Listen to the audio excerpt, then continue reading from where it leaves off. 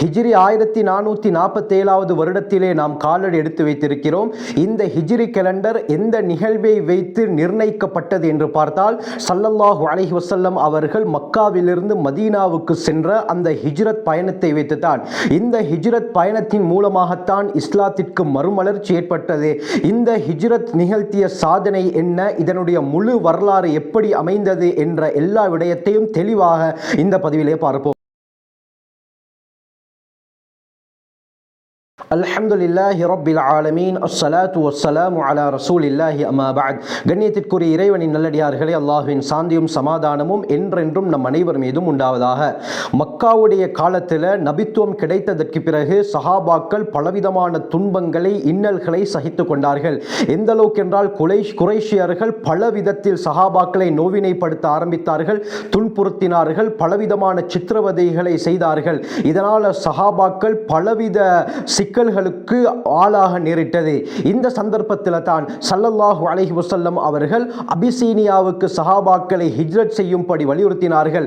இந்த அடிப்படையில் 2 தடவை அபிசீனியாவுக்கு முஸ்லிம்கள் ஹிஜ்ரத் செய்தார்கள். ஆனால் முஹம்மது ஸல்லல்லாஹு அலைஹி வஸல்லம் அவர்கள் மட்டும் ஹிஜ்ரத் செய்யவில்லை. அல்லாஹ்வுடைய அனுமதி நபி அவர்களுக்கு வரவில்லை.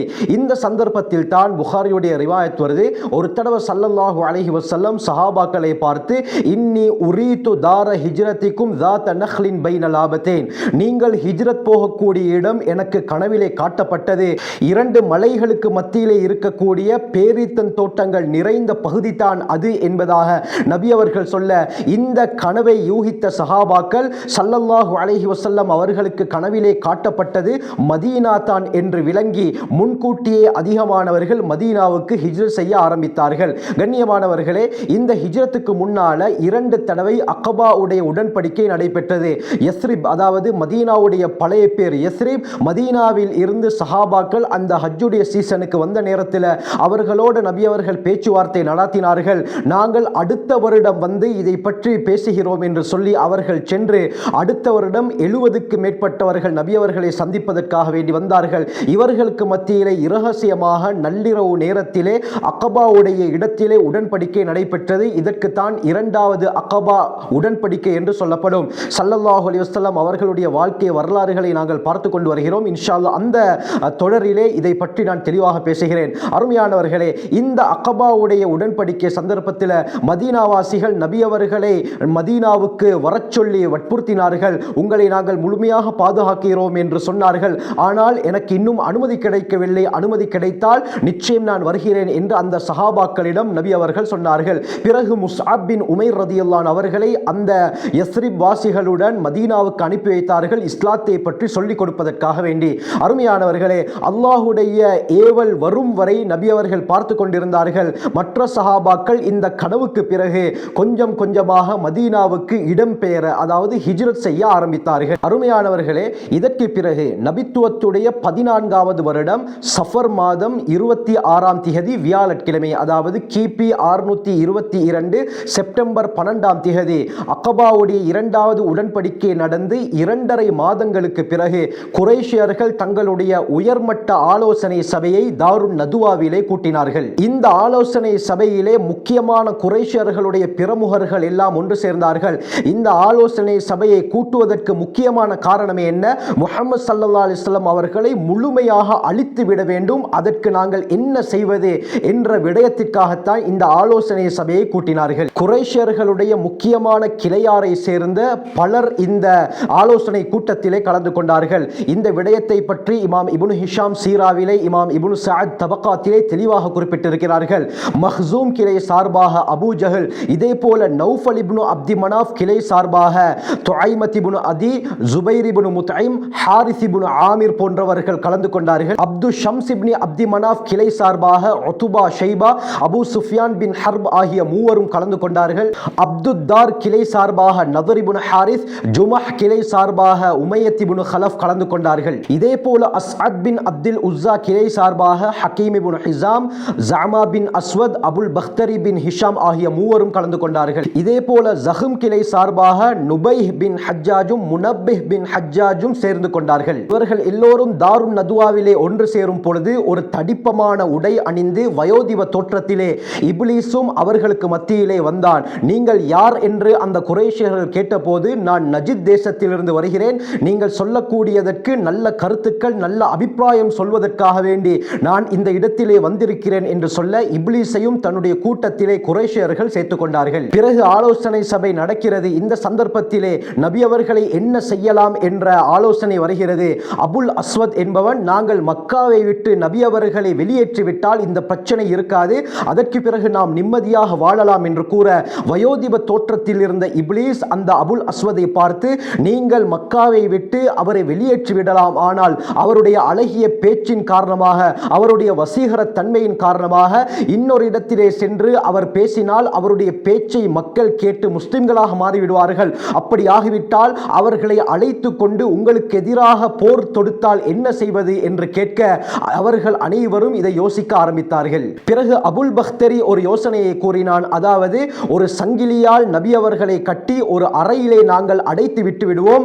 இதற்கு முன்னால் ஜுஹைர், நாபிகா போன்ற கவிஞர்களுக்கு எது நடந்ததோ அது போல இவருக்கும் நடக்கட்டும் என்று கூறினான். அதாவது, சாகும் வரை நபி அவர்களை இப்படியே நாங்கள் அடைத்து வைத்து விட்டால் சரி என்று கூற, உடனே வயோதிப தோற்றத்தில் இருந்த இப்லீஸ், இதுவும் சரியான யோசனை கிடையாது, ஏன் என்று சொன்னால் நீங்கள் நபி அவர்களை இவ்வாறு செய்தால் நபி அவர்களுடைய தோழர்கள் எப்படியாவது கண்டுபிடித்து விடுவார்கள், நபி அவர்களை விடுவித்து உங்களின் மீது பாய்ந்தால், உங்களுடன் யுத்தம் செய்தால் நீங்கள் என்ன செய்வீர்கள் என்று கூற இந்த யோசனையும் நிராகரிக்கப்பட்டது. இதற்கு பிறகு அபூ ஜஹல் ஒரு யோசனையை கூறினான். அதாவது, நான் ஒரு யோசனையை சொல்கிறேன், இந்த யோசனை உங்களில் யாருக்கும் எழுந்திருக்காது, அது என்ன யோசனை என்று அந்த சபையில் இருக்கக்கூடியவர்கள் கேட்க அபூ ஜஹல் தன்னுடைய யோசனையை கூறினான். அதாவது, ஒவ்வொரு கோத்திரத்தில் இருந்து சிறந்த வீரம் மிக்க ஒரு வாலிபரை நாங்கள் தேர்ந்தெடுத்து ஒவ்வொருவருடைய கையிலே ஒரு கூர்மையான வாளை கொடுப்போம், அவர்கள் அனைவரும் சேர்ந்து நபி அவர்களை ஒரே பாய்ச்சலில் வெட்டி விடுவார்கள். இப்படி நடந்தால் நபி அவர்களுடைய கோத்திரத்தாராகிய அப்து மனாஃப் யாரை பழிவாங்குவார்கள், எத்தனை பேரை பழிவாங்குவார்கள், அப்படி பழிவாங்க வேண்டும் என்று சொன்னால் முழு அரபியர்களையும் அவர்கள் பகைத்துக் கொள்ள நேரிடும். எனவே பழிக்கு பழி வாங்குவதை விட்டுவிட்டு அபராத தொகையை நாங்கள் ஏற்றுக்கொள்கிறேன் என்ற முடிவுக்கு அவர்கள் வந்து விடுவார்கள், நாங்களும் பெருமூச்சு விட்டுக் கொள்ளலாம், நிம்மதியாக இருக்கலாம் என்று சொல்ல, வயோதிப தோற்றத்தில் இருந்த இப்லீஸ், இது நல்ல யோசனை, இது சிறந்த யோசனை என்று அவன் புகழ ஆரம்பித்தான். எனவே அபூ ஜஹலுடைய யோசனை முடிவு செய்யப்பட்டது. இவர்களுடைய இந்த யோசனை, இவர்களுடைய சூழ்ச்சியை பற்றி அல்லாஹ் குர்ஆனிலே சூரா அன்ஃபால் அத்தியாயம் 8 வசனம் 30 கூறும் பொழுது, வைத் யம்குரு பிகல்லதீன கஃபரு, நிராகரித்தவர்கள் சூழ்ச்சி செய்த அந்த சந்தர்ப்பத்தை நபி அவர்களை நீங்கள் ஞாபகப்படுத்தி பாருங்கள். முதலாவது லியுஸ்பிதுக், உங்களை கட்டி வைக்குமாறு சிலர் கூறினார்கள், அவ் யக்துலூக், அல்லது உங்களை கொலை செய்து விடுமாறும், அவ் யுஹ்ரிஜூக், அல்லது ஊரை விட்டு உங்களை வெளியேற்றுமாறும் அவர்கள் சூழ்ச்சி செய்தார்கள். ஆனால் வயம் குரூன், அவர்களும் சூழ்ச்சி செய்தார்கள், வயம் குருல்லா, அல்லாஹும் சூழ்ச்சி செய்தான், சூழ்ச்சி செய்பவர்களில் அல்லாஹுவே மிக சிறந்தவன் என்று நபி அவர்களுக்கு இவர்களுடைய சூழ்ச்சிகளை பற்றி அல்லாஹ் வஹி மூலமாக அறிவித்து கொடுத்தான். பிறகு குறைஷியர்கள், இன்றிரவே இந்த திட்டத்தை நாங்கள் செயல்படுத்த வேண்டும், இந்த விடயம் பற்றி யாரிடமும் மூச்சு கூட விடக்கூடாது என்று குறைஷியர்கள் கூற, பகல் நேரத்திலே இந்த விடயத்தை பற்றி தெரியாத வண்ணம் சகஜமாக குறைஷியர்கள் தங்களுடைய வேலையிலே ஈடுபட்டு கொண்டிருந்தார்கள். இதை பற்றி இமாம் இப்னு ஹிஷாம் சீராவிலே குறிப்பிடும் பொழுது, அந்த நாள் பகல் பொழுது ஹஜ்ரத் ஜிப்ரீல் அலைஹிஸ்ஸலாம் அவர்கள் நபி அவர்களிடத்திலே வந்து, அல்லாஹ் உங்களுக்கு ஹிஜ்ரத் செய்வதற்கு அனுமதி வழங்கிவிட்டான், நேரத்தையும் நிர்ணயித்து விட்டால் நீங்கள் ஹிஜ்ரத் செய்வதற்கு தயாராகி விடுங்கள் என்று கூறி இந்த குறைஷியர்களுடைய சூழ்ச்சியை பற்றியும் ஜிப்ரீல் அலைஹிஸ்ஸலாம் அறிவித்தார்கள். ஜிப்ரீல் அலைஹிஸ்ஸலாம் அவர்கள் நபி அவர்களிடத்திலே சொல்லும் பொழுது, இன்று இரவு நீங்கள் வழக்கமாக தூங்கக்கூடிய விரிப்பிலே தூங்க வேண்டாம் என்பதையும் தெளிவுபடுத்தினார்கள். அதற்கு பிறகு பகல் நேரத்திலே ஹஜ்ரத் அபூபக்கர் சித்திக் ரலியல்லாஹு அன்ஹு அவர்களை சந்திப்பதற்காக வேண்டி நபி அவர்கள் அவர்களுடைய வீட்டுக்கு செல்கிறார்கள்.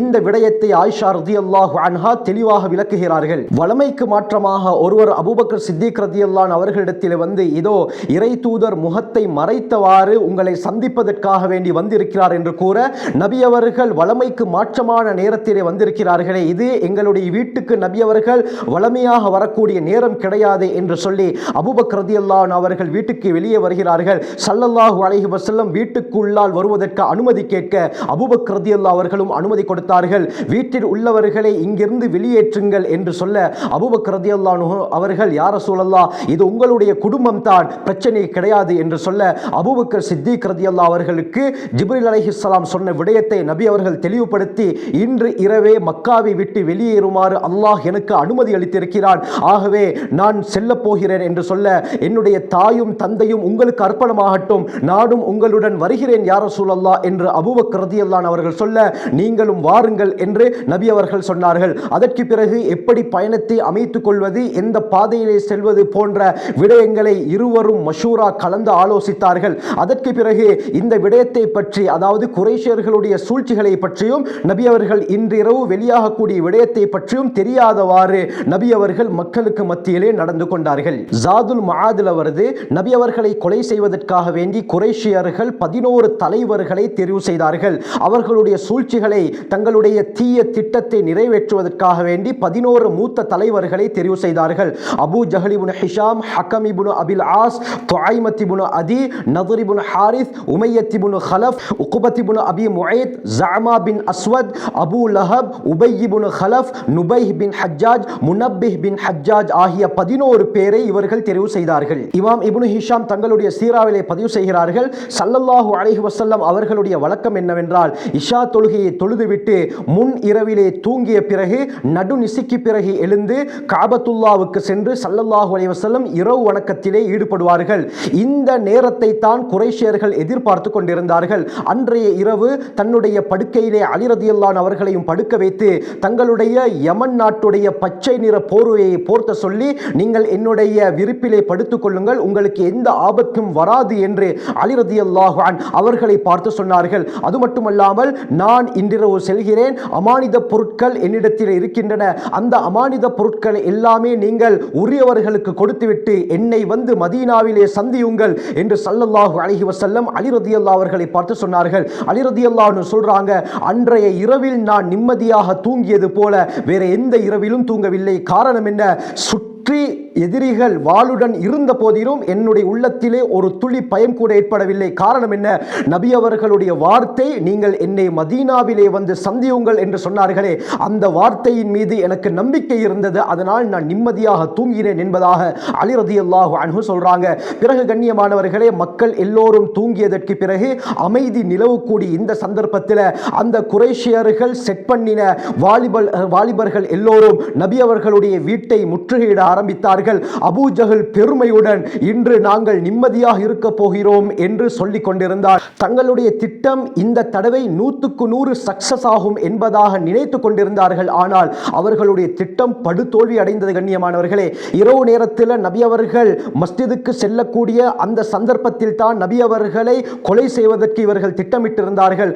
ஆனால் அல்லாஹ் என்று ஒருவன் இருக்கிறான். அல்லாஹுடைய சக்திக்கு முன்னால் இந்த குறைஷியர்களுடைய சூழ்ச்சி தூசு. கண்ணியமானவர்களே, நபி அவர்கள் வளமை போல வீட்டை விட்டு வெளியே வந்தார்கள். அந்த சந்தர்ப்பத்திலே கண் முன்னால் பலர் ஆயுதங்களை, கூர்மையான வாட்களை ஏந்தியவர்களாக இருந்தார்கள். ஒரு மண்பிடியை எடுத்து அவர்களின் மீது தூயவர்களாக சூரா யாசீன் அத்தியாயம் 36 வசனம் 9 ஓதியவர்களாக அவர்களை கடந்து நபி அவர்கள் சென்றார்கள். வஜஅல்னா மின் பைனி ஐதீஹிம் சத்தன் வ மின் கல்ஃபிஹிம் சத்தன் ஃபஅக்ஷைனாஹும் ஃபஹும் லா யுப்சிரூன் என்ற இந்த யாசீனுடைய ஆயத்தை ஓதியவர்களாக ஸல்லல்லாஹு அலைஹி வஸல்லம் அவர்கள் இருக்கும் சந்தர்ப்பத்திலேயே அவர்களுக்கு முன்னால் கடந்து சென்றார்கள். ஆனால் நபி அவர்களை யாராலும் பார்க்க முடியாமல் போனது.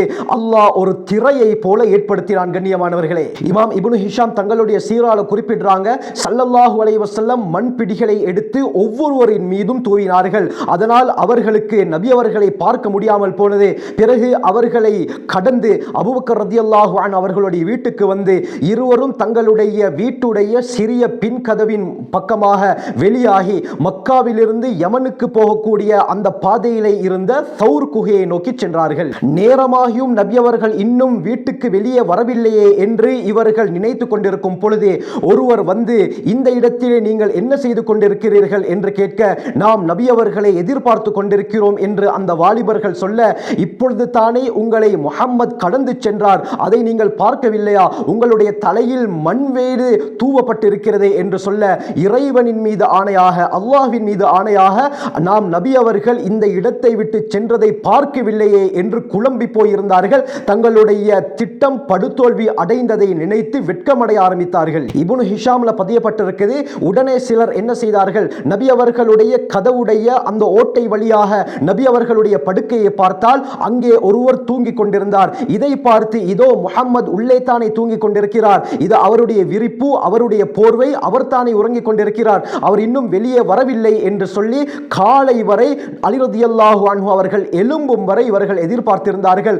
காலையானதும் அந்த போர்வையிலிருந்து, அந்த விரிப்பிலிருந்து அலி ரலியல்லாஹு அன்ஹு அவர்கள் எழுந்து வருவதை பார்த்து ஆச்சரியம் அடைந்து, முஹம்மது எங்கே என்று கேட்க, எனக்கு தெரியாது என்று அலி ரலியல்லாஹு அன்ஹு அவர்கள் பதிலளித்து விட்டார்கள். ஸல்லல்லாஹு அலைஹி வஸல்லம் நபித்துவம் கிடைத்து 14வது வருடம் சஃபர் மாதம் பிறை 27, அதாவது கிபி 622 செப்டம்பர் 13ஆம் திகதி தங்களுடைய வீட்டை விட்டு வெளியேறி அபூபக்கர் ரலியல்லாஹு அன்ஹு அவர்களுடைய வீட்டை வந்து அடைந்தார்கள்.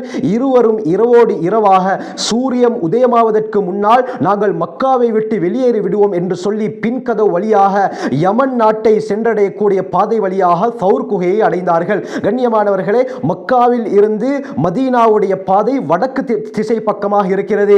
எனவே குறைஷியர்கள் வடக்கு திசை பக்கமாகத்தான் தேடுவதற்கு அதிக வாய்ப்பு இருக்கிறது என்று சொல்லி அதற்கு நேர்மாற்றமான எதிர் திசை, அதாவது தெற்கு திசையிலே இருக்கக்கூடிய அந்த பாதையை நபியவர்களும் அபூபக்கர் ரலியல்லாஹு அவர்களும் தேர்ந்தெடுத்து சௌர் குகையை போய் அடைந்தார்கள். மக்காவிலிருந்து 5 மைல் தொலைவு வரை நடந்து வந்து 5 மைல் தொலைவிலே இருக்கக்கூடிய சௌர் குகையை அடைந்தார்கள். கண்ணியமானவர்களே, இந்த சந்தர்ப்பத்தில் நபியவர்களுடைய பாதத்திலே காயம் ஏற்பட்டது. தங்களுடைய காலடி தடத்தை கூட இந்த குறைஷியர்கள் விளங்கிவிடக் கூடாது என்பதற்காக ஸல்லல்லாஹு அலைஹி வஸல்லம் முன்னங்கால்களால் அடியெடுத்து வைத்தார்கள். இதன் காரணமாக நபி அவர்களுடைய காலிலே காயம் ஏற்பட்டது. இதனால் அவர்களுக்கு மலையிலே ஏற முடியாமல் போனது. உடனே அபூபக்கர் சித்திக் ரலியல்லாஹு அன்ஹு அவர்கள் நபி அவர்களை சுமந்து கொண்டு மலையுடைய உச்சியிலே இருந்த இந்த சௌர் குகையிலே போய் ஒளிந்து கொண்டார்கள். அருமையானவர்களே, சௌர் குகை என்பது பெரும் பாறைகளை கொண்ட உயரமான மலை. இதிலே ஏறுவது கடினம். ஹஜ்ஜுக்கு உம்ராக்கு சென்றவர்களிடத்திலே கேட்டு பார்த்தால் விளங்கும். தற்பொழுது அந்த மலையிலே ஏறுவதற்காக வேண்டி பிடிப்பதற்காக கம்பிகள் போடப்பட்டிருக்கிறது. ஆனால் அந்த காலத்தில் ஒன்றும் இருக்கவில்லை. நபி அவர்களுடைய பாதத்தில் வேறு காயம் ஏற்பட்டது. இவர்களால் அந்த மலையிலே ஏற முடியாமல் போனது. எனவே அபூபக்கர் ரலியல்லாஹு அன்ஹு அவர்கள் நபி அவர்களை சுமந்து கொண்டு அந்த மலை உச்சியிலே இருந்த குகையை அடைந்தார்கள். மிஷ்காத்ல ரிவாயத் வருது, ஹஜ்ரத் அபூபக்கர் ரலியல்லாஹு அன்ஹு அவர்களும் நபி அவர்களும் அந்த குகையுடைய வாசலை அடைந்த பொழுது, நாயகமே ஸல்லல்லாஹு அலைஹி வஸல்லம், நீங்கள் நுழைய வேண்டாம், நான் முதலிலே இந்த குகைக்குள்ளால் நுழைந்து சுத்தம் செய்துவிட்டு உங்களை அழைக்கிறேன் என்று சொல்லி அந்த குகையை சுத்தம் செய்துவிட்டு அங்கே இருந்த ஓட்டைகளை எல்லாம் தன்னுடைய கீழாடையுடைய அந்த துணிகளை கிழித்து அடைத்தார்கள். 2 ஓட்டைகளுக்கு மற்றும் துணி போதாமல் இருந்தது. பிறகு நபி அவர்களை உள்ளே வரும்படி அழைத்து அந்த 2 ஓட்டைகளை தங்களுடைய கால் பெருவிரல் மூலமாக அடைத்துக் கொண்டார்கள். நபி அவர்கள் மிகவும் வருத்தத்துடன் இருந்தார்கள் காயம் ஏற்பட்டதின் காரணமாக. எனவே அபூபக்கர் ரலியல்லாஹு அன்ஹு அவர்களுடைய மடியிலே படுத்த வண்ணம் நபி அவர்கள் உறங்கினார்கள். இந்த சந்தர்ப்பத்தில் அந்த ஓட்டை வழியாக ஒரு விஷஜந்து அபூபக்கர் ரலியல்லாஹு அன்ஹு அவர்களை தீண்டவே வலி தாங்க முடியாமல் அப்படியே நபி அவர்களுடைய தூக்கத்துக்கு பாதிப்பு ஏற்பட்டுவிடக் கூடாது என்பதற்காக பொறுமையாக இருந்தார்கள். ஆனாலும் அவர்களால் முடியவில்லை. அவர்களுடைய கண்களில் இருந்து அவர்களை அறியாமலேயே கண்ணீர் வடிந்து நபி அவர்களுடைய முகத்திலே விழுந்தது. திடுக்கிட்ட நபி அவர்கள், அபூபக்கரே, உங்களுக்கு என்ன நடந்தது என்று கேட்க, என்னை விஷஜந்து தீண்டு விட்டது யா ரசூலல்லாஹ் என்று சொன்னவுடன் நபி அவர்கள் தங்களுடைய முபாரக்கான உமிழ் நீரை கடித்த இடத்திலே வைத்ததும் அந்த வலி அப்படியே நீங்கிவிட்டது. ஃபத்ஹுல் பாரியிலே இப்னு ஹஜர் அஸ்கலானி ரஹ்மத்துல்லாஹி அலைஹி சொல்றாங்க, இந்த சௌர் குகையில் வெள்ளி, சனி, ஞாயிறு ஆகிய 3 நாட்கள் இருவரும் தங்கினார்கள். புகாரியுடைய ரிவாயத் வருது, ஆயிஷா ரலியல்லாஹு அன்ஹா சொல்றாங்க, ஹஜ்ரத் அபூபக்கர் ரலியல்லாஹு அன்ஹு அவர்களுடைய மகன், அதாவது ஆயிஷா நாயகியுடைய சகோதரன் அப்துல்லா பின் அபி பக்கர் நல்ல புத்திசாலியான ஒரு வாலிபராக இருந்தார். இவர் இரவு நேரத்திலே மக்காவிலே நபி நபி அவர்களை பற்றியும் அபூபக்கர் ரலியல்லாஹு அவர்களை பற்றியும் குறைஷியர்கள் என்ன பேசிக் கொள்கிறார்கள் என்பதை நன்று அறிந்து கொண்டு இரவோடு இரவாக சென்று சௌர் குகையிலே இந்த விடயங்களை எத்தி வைத்துவிட்டு அங்கேயே இரவை கழிப்பார். மறுநாள் காலை சுபஹ் அதாவது சூரியன் உதயமாகுவதற்கு முன்னால் அவர் வெளியேறி மக்காவுக்கு வந்துவிடுவார். இந்த சந்தர்ப்பத்தில் அபூபக்கர் ரலியல்லாஹு அன்ஹு அவர்களுடைய அடிமை ஆமிர் இப்னு ஃபுஹைரா என்ன செய்வார்? ஆடுகளை மேய்த்துவிட்டு சூரியன் மறையும் பொழுது அந்த சௌர் குகை இருக்கும் இடத்தை நோக்கி செல்வார். ஆட்டிலே பாலை கறந்து இருவருக்கும் கொடுப்பார். மறுநாள் சூரியன் உதயமாவதற்கு முன்னால் அபூபக்கர் ரலியல்லாஹுடைய மகன் அப்துல்லா ரலியல்லாஹு அவர்கள் வெளியேறி செல்லும் பொழுது அவருடைய காலடி தடம் குறைஷியர்களுக்கு விளங்கி கூடாது என்பதற்காக வேண்டி தங்களுடைய ஆடுகளை அந்த காலடி தடத்தின் மீது ஆமிர் இப்னு ஃபுஹைரா ஓட்டி கொண்டு செல்வார். இப்படி 3 நாட்கள், அதாவது சௌர் குகையிலே இருவரும் எத்தனை நாட்கள் தங்கினார்களோ அந்த 3 நாட்களும் இப்படியே இருவரும் நடந்து கொண்டார்கள். நபி அவர்களும் அபூபக்கர் ரலியல்லாஹு அவர்களும் எங்களுடைய திட்டத்தில் இருந்து தப்பிவிட்டார்கள் என்று கோபத்துடன் இருந்த குறைஷியர்கள், காலடி நிபுணர்கள், இது போன்ற குதிரை வீரர்களை முழு இடத்திலும் அனுப்பி சல்லடை போட்டு தேட ஆரம்பித்தார்கள். ஆனாலும் இருவரும் அல்லாஹ்வுடைய பாதுகாப்பில் இருப்பதினால் அவர்களுடைய முயற்சி தோல்வியைத்தான் அடைந்தது. புகாரியுடைய ரிவாயத்தில் வருது, அபூபக்கர் ரலியல்லாஹு அன்ஹு சொல்றாங்க, இந்த குறைஷியர்கள் தேடி தேடி சௌர் குகை இருக்கும் இடத்தையும் அடைந்தார்கள். எந்த அளவுக்கு என்றால் அபூபக்கர் ரலியல்லாஹு அன்ஹு சொல்றாங்க, நான் தலையை உயர்த்தி பார்த்தேன், அந்த குறைஷியர்களுடைய காலடி தடத்தை நான் பார்த்தேன். உடனே எனக்கு பயம் ஏற்பட்டது. நபி அவர்களிடத்திலே, யா ரசூலல்லாஹ், இதோ குறைஷியர்களுடைய காலடி தடம் தெரிகிறது, இவர்களுடைய பாதங்களை நான் நன்கு பார்க்கிறேன், இவர்கள் குனிந்து எட்டி பார்த்துவிட்டால் நாங்கள் மாட்டிக்கொள்வோமே என்று சொல்ல ஹஜ்ரத் ஸல்லல்லாஹு அலைஹி வஸல்லம் அபூபக்கர் ரலியல்லாஹு அவர்களை பார்த்து அல்லாஹ் இந்த விடயத்தை சூரா தௌபாவிலே கூறுகிறான். லா தஹ்சன் இன்னல்லாஹ மஅனா, அபூபக்கரே நீங்கள் கவலை கொள்ள வேண்டாம், நிச்சயமாக அல்லாஹ் எங்களுடன் இருக்கிறான். இன்னொரு ரிவாயத்தில் அல்லாஹ் 3வது நபராக எங்களுடன் இருக்கும் பொழுது நாம் ஏன் பயப்பட வேண்டும், அமைதியாக இருங்கள் என்று நபி அவர்கள் சொன்னார்கள். அதற்கு பிறகு அந்த குறைஷியர்கள் அந்த இடத்தை விட்டு சென்று விட்டார்கள். 3 நாட்கள் குறைஷியர்கள் சல்லடை போட்டு தேடியும் நபி அவர்களையும் அபூபக்கர் ரலியல்லாஹு அவர்களையும் கண்டுபிடிக்க முடியாமல் போனது. எனவே இவர்களுடைய வேகம், இவர்களுடைய கோபம் அப்படியே தனியே குறைய ஆரம்பித்தது. 3 நாட்கள் தேடியும் கிடைக்காததினால் இவர்கள் நிராசையடைந்து அப்படியே மீண்டு வந்து விட்டார்கள். இந்த விடயத்தை கேள்விப்பட்ட நபி அவர்களும் அபூபக்கர் ரலியல்லாஹு அவர்களும் 3 நாட்கள் கழித்து சௌர் குகையிலிருந்து வெளியே வந்தார்கள். ஏற்கனவே அப்துல்லா பின் உரைகீத் அல்-லைசி என்பவரை நபி அவர்களும் அபூபக்கர் ரலியல்லாஹு அவர்களும் கூலிக்காக வேண்டி பேசியிருந்தார்கள். இவர் தான் கைடாக இருந்தார், வழிகாட்டியாக இருந்தார். இவர் இஸ்லாத்தை ஏற்றுக்கொள்ளாமல் குறைஷியர்களுடைய மார்க்கத்திலே இருந்தாலும் இவரின் மீது அதிக நம்பிக்கை இருவரின் மீதும் இருந்தது. ஆகவே இவரை ஹஜ்ரத் அபூபக்கர் ரலியல்லாஹு அவர்களும் நபி அவர்களுக்கும் கூலிக்கு பேசியிருந்தார்கள். 3 நாட்கள் கழிந்ததற்கு பிறகு சௌர் குகையுடைய வாசலுக்கு தன்னுடைய 2 ஒட்டகைகளை அபூபக்கர் ரலியல்லாஹு அவர்கள் கொடுத்து வரும்படி கூறியிருந்தார்கள். இதே போல 3 நாட்கள் கழித்து தன்னுடைய, அதாவது அபூபக்கர் ரலியல்லாஹுடைய 2 ஒட்டகத்தை எடுத்துக்கொண்டு அப்துல்லா பின் உரைகீத் அல்-லைசி சௌர் குகையுடைய வாசலிடத்திலே வந்து சேர்ந்தார். புகாரியுடைய ரிவாயத் வருது, ஹிஜ்ரத்துடைய விடயத்தை பற்றி பகல் நேரத்தில் ஸல்லல்லாஹு அலைஹி வஸல்லம் அபூபக்கர் ரலியல்லாஹுடைய வீட்டுக்கு வந்த நேரத்தில் அபூபக்கர் ரலியல்லாஹு அன்ஹு நபி அவர்களை பார்த்து, யா ரசூலல்லாஹ், எனக்கு 2 ஒட்டகைகள் இருக்கின்றன, அதில் எது சிறந்ததோ அதை நீங்கள் எடுத்துக்கொள்ளுங்கள் என்று சொல்ல நபி அவர்கள் அதற்குரிய பணத்தை கொடுத்துவிட்டு நான் எடுத்துக்கொள்கிறேன் என்று ஸல்லல்லாஹு அலைஹி வஸல்லம் சொன்னார்கள். பிறகு இருவருக்கும் தேவையான உணவுகளை அஸ்மா ரலியல்லாஹு அன்ஹா, ஆயிஷா ரலியல்லாஹு அன்ஹா அவர்களுடைய சகோதரி, அபூபக்கர் ரலியல்லாஹுடைய மகள், இவர் உணவு சமைத்து அதனை பொட்டணமாக கட்டினார். இந்த சந்தர்ப்பத்திலே அதை தொங்க விடுவதற்கு கயிறு இருக்கவில்லை.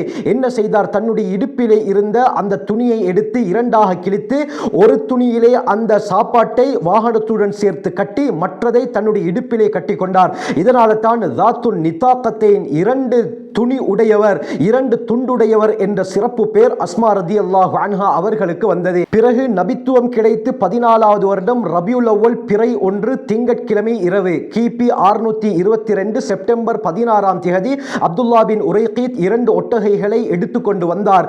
இருவரும் அந்த ஒட்டகைகளிலே ஏறி கடற்கரை வழியாக பயணமாக ஆரம்பித்தார்கள். இவர்களோடு அபூபக்கர் ரலியல்லாஹுடைய அடிமை ஆமிர் இப்னு ஃபுஹைராவும் சேர்ந்து கொண்டார். இருவரையும் அப்துல்லா பின் உரைகீத் யமன் நாட்டு வழியாக சென்று அங்கிருந்து கடற்கரை பக்கமாக திரும்பி அந்த கடற்கரையில் இருந்து மேற்கை நோக்கி சென்று செங்கடலை நோக்கி வடக்கு பக்கமாக அழைத்து சென்றார். இந்த பயணத்துடைய இடையிலே பல ஆச்சரியமான சம்பவங்கள் நடந்தன. அதிலே சிலதை மட்டும் நான் கூறுகிறேன். முதலாவது, ஒரு இடத்தை அடைந்த பொழுது 2 பாதைகள் தென்பட்டன. ஹயாத்து சஹாபாவிலே இதை பற்றி தெளிவாக குறிப்பிடப்பட்டிருக்கிறது.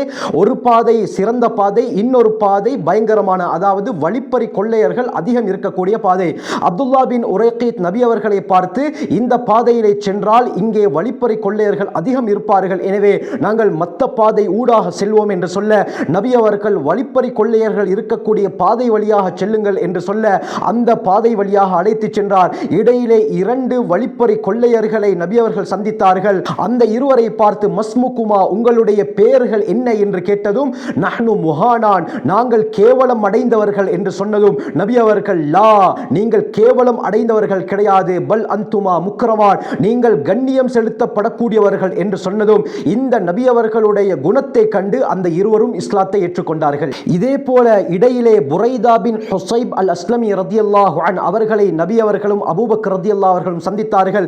அவர்கள் 80 குடும்பத்தாருடன் அந்த இடத்தில் இருந்தார்கள். நபி அவர்கள் அவர்களுக்கு இஸ்லாத்தை பற்றி சொல்ல 80 குடும்பத்தாரும் இஸ்லாத்தை ஏற்றுக்கொண்டார்கள். பிறகு அவர்கள் அனைவருக்கும் இஷாவையும் ஸல்லல்லாஹு அலைஹி வஸல்லம் தொழுக வைத்துவிட்டு பிறகு அங்கிருந்து புறப்பட்டார்கள். ஸஹீஹுல் புகாரியில் வருது, பத்னே ரைம் என்ற இடத்தை அடைந்ததும் ஜுபைர் ரதியல்லாஹு அன்ஹு அவர்களும் இஸ்லாத்தை ஏற்ற மற்ற தோழர்களையும் நபி அவர்களும் அபூபக்கர் ரதியல்லாஹு அவர்களும் சந்தித்தார்கள். இவர்கள் ஷாமிலிருந்து வியாபாரத்தை முடித்துக் கொண்டு திரும்பிக் கொண்டிருந்தார்கள். எனவே அபூபக்கர் ரதியல்லாஹு அவர்களுக்கும் நபி அவர்களுக்கும் வெள்ளை நிற ஆடையை ஜுபைர் ரதியல்லாஹு அன்ஹு அவர்கள் அணிவித்தார்கள். அதற்கு பிறகு இருவரும் பயணத்தை தொடர்ந்தார்கள். இப்படி ஏராளமான சம்பவங்கள் இந்த பயணத்திலே நடந்தது. ரஹ்மத்துல்லில் ஆலமீன் என்ற கிதாபில் பதிவு செய்யப்பட்டிருக்கிறது.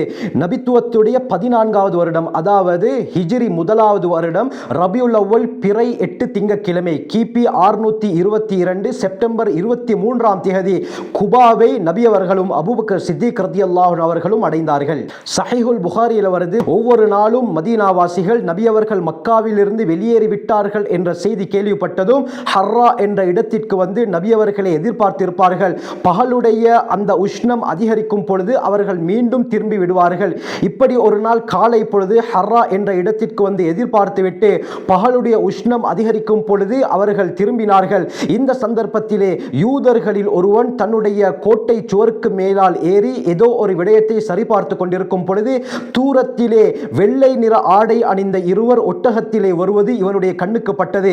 இதோ மதீனாவாசிகளே, நீங்கள் எதிர்பார்த்த பாக்கியம் வந்து கொண்டிருக்கிறது என்று இவன் கூற, அனைவரும் தங்களுடைய ஆயுதங்களை எடுத்துக்கொண்டு வேகமாக நபி அவர்களை பார்ப்பதற்காக, நபி அவர்களை வரவேற்பதற்காக வேண்டி விரைந்து சென்றார்கள்.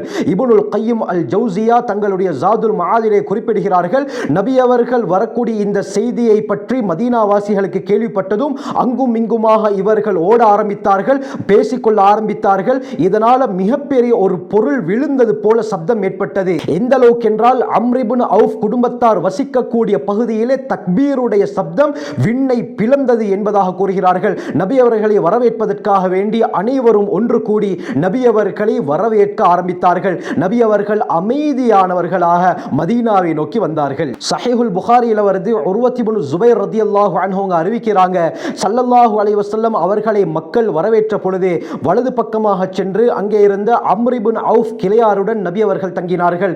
நபி அவர்கள் அமர்ந்திருக்கும் பொழுது பக்கத்திலே அபூபக்கர் ரலியல்லாஹு அவர்களும் அமர்ந்து கொண்டார்கள். மதீனா வாசிகள், அதாவது அன்சாரிகளுக்கு நபி அவர்கள் யார் என்று தெரியாததின் காரணமாக அபூபக்கர் ரலியல்லாஹு அன்ஹு அவர்கள் தான் நபி என நினைத்து அவர்களுக்கு சலாம் சொல்ல ஆரம்பித்தார்கள். பிறகு நபி அவர்களின் மீது வெயில் படவே அபூபக்கர் ரலியல்லாஹு அன்ஹு அவர்கள் தங்களுடைய போர்வையை எடுத்து நபி அவர்களுக்கு மேலால் நிழல் அளித்தார்கள். இந்த சந்தர்ப்பத்தில் தான் இதுதான் உண்மையான நபி என்பதை அந்த மதீனாவாசிகள் அறிந்து கொண்டார்கள். அன்றைய நாள் நபி அவர்களை வரவேற்பதற்காக வேண்டி மதீனாவாசிகள் அனைவரும் தயாராக இருந்தார்கள். இது போல ஒரு நாளை மதீனா வரலாற்றிலே கண்டது கிடையாது. ஸல்லல்லாஹு அலைஹி வஸல்லம் அவர்கள் குபாவிலே குல்சூம் பின் ஹத்தும் என்பவருடைய வீட்டிலே தங்கினார்கள். இப்னு ஹிஷாம்ல வருது, அலி ரலியல்லாஹு அன்ஹு அவர்கள் மக்காவிலே 3 நாட்கள் தங்கிவிட்டு நபி அவர்கள் சொன்ன அமானித பொருட்களை எல்லாத்தையுமே உரியவர்களிடத்திலே கொடுத்துவிட்டு கால்நடையாக மக்காவிலிருந்து மதீனாவுக்கு புறப்பட்டார்கள். நபி அவர்கள் குபாவிலே இருக்கும் பொழுது குல்சூம் இப்னு ஹத்துமுடைய வீட்டிலே அலி ரலியல்லாஹு அன்ஹு அவர்கள் நபி அவர்களை சந்தித்தார்கள். இப்னு ஹிஷாம்ல வருது, ஸல்லல்லாஹு அலைஹி வஸல்லம் குபாவிலே திங்கள், செவ்வாய், புதன், வியாழன் ஆகிய 4 நாட்கள் தங்கியிருந்தார்கள். இந்த சந்தர்ப்பத்திலே குபாவிலே ஒரு மஸ்ஜிதையும் நிறுவினார்கள். இதுதான் மஸ்ஜிதுல் குபா என்று சொல்லப்படுகிறது. இஸ்லாத்திலே கட்டப்பட்ட முதலாவது இறையச்சம் உள்ள மஸ்ஜித் இந்த மஸ்ஜிதுல் குபா. இந்த மஸ்ஜிதை ஸல்லல்லாஹு அலைஹி வஸல்லம் கட்டிவிட்டு வெள்ளிக்கிழமை அன்று அல்லாஹ்வுடைய உத்தரவு வரவே குபாவில் இருந்து நபி அவர்கள் மதீனாவுக்கு புறப்பட்டார்கள். இந்த சந்தர்ப்பத்தில் தன்னுடைய ஒட்டகத்துக்கு பின்னால் அபூபக்கர் ரலியல்லாஹு அவர்களை அமர வைத்து நபி அவர்கள் சென்றார்கள். நான் வருகிறேன் என்ற செய்தியை நபி அவர்களுடைய தாய் மாமன்களாகிய பனு நஜ்ஜார் கூட்டத்துக்கு எத்தி வைத்ததும் அவர்கள் வாட்களை எடுத்துக்கொண்டு நபி அவர்களை வரவேற்பதற்காக வேண்டி வந்தார்கள். இவர்கள் நபி அவர்களை சூழ்ந்து செல்ல நபி அவர்கள் மதீனாவுக்குள்ளால் நுழைந்தார்கள். இப்னு ஹிஷாம்ல சொல்லப்பட்டிருக்கிறது, ஸல்லல்லாஹு அலைஹி வஸல்லம் வெள்ளிக்கிழமை அன்று பயணத்தை தொடரும் பொழுது ஜும்மாவுடைய நேரம் வந்தது. சாலிம் பின் அவுஃப் கிளையினர் வசிக்கக்கூடிய இடத்திலே பத்னுல் வாதி என்ற இடத்தில் நபி அவர்கள் அந்த கிளையினரை ஒன்று சேர்த்து ஜும்ஆ தொழுகையை தொழ வைத்தார்கள். அந்த தொழுகையிலே 100 பேர் கலந்து கொண்டார்கள். ஜும்ஆ தொழுகையை நிறைவேற்றிவிட்டு ஸல்லல்லாஹு அலைஹி வஸல்லம் வெள்ளிக்கிழமை அன்று மதீனாவுக்குள்ளால் நுழைந்தார்கள். அதற்கு முன்னால் அந்த ஊருக்கு யஸ்ரிப் என்று தான் சொல்லப்பட்டது. எப்பொழுது நபி அவர்கள் மதீனாவுக்குள்ளால் நுழைந்தார்களோ மதீனத்துர் ரசூல், நபி அவர்களுடைய இறை தூதருடைய பட்டணம் என்பதாக அதற்கு சொல்லப்பட்டது. அதற்கு பிறகு தான் அது அல் மதீனா அல் முனவ்வரா, ஒளிமிக்க பட்டணம் என்ற பெயர் பெற்றது. ஆகவே இந்த ஹிஜ்ரத்துடைய பயணத்தை முன்வைத்து தான் ஹஜ்ரத் உமர் பின் கத்தாப் ரலியல்லாஹு அன்ஹு அவர்கள் ஹிஜ்ரி கேலண்டரை நிர்ணயித்தார்கள். இந்த பயணத்திற்கு பிறகு தான் முழு உலகத்திலும் இஸ்லாம் பரவ ஆரம்பித்தது. இஸ்லாத்திலே மறுமலர்ச்சி ஏற்பட்டது கண்ணியமானவர்களே. ஆகவே ஸல்லல்லாஹு அலைஹி வஸல்லம் அவர்களுடைய வாழ்க்கை வரலாறுகளை நன்றாக அறிந்து நபி அவர்களுடைய சுன்னாக்களை அணுவணுவாக பின்பற்றக்கூடிய கூட்டத்திலே அல்லாஹ் நம் அனைவரையும் சேர்த்தருள்வானாக. ஜஸாக்குமுல்லாஹு கைர். வாஹிரு தஅவானா அல்ஹம்துலில்லாஹி ரப்பில் ஆலமீன்.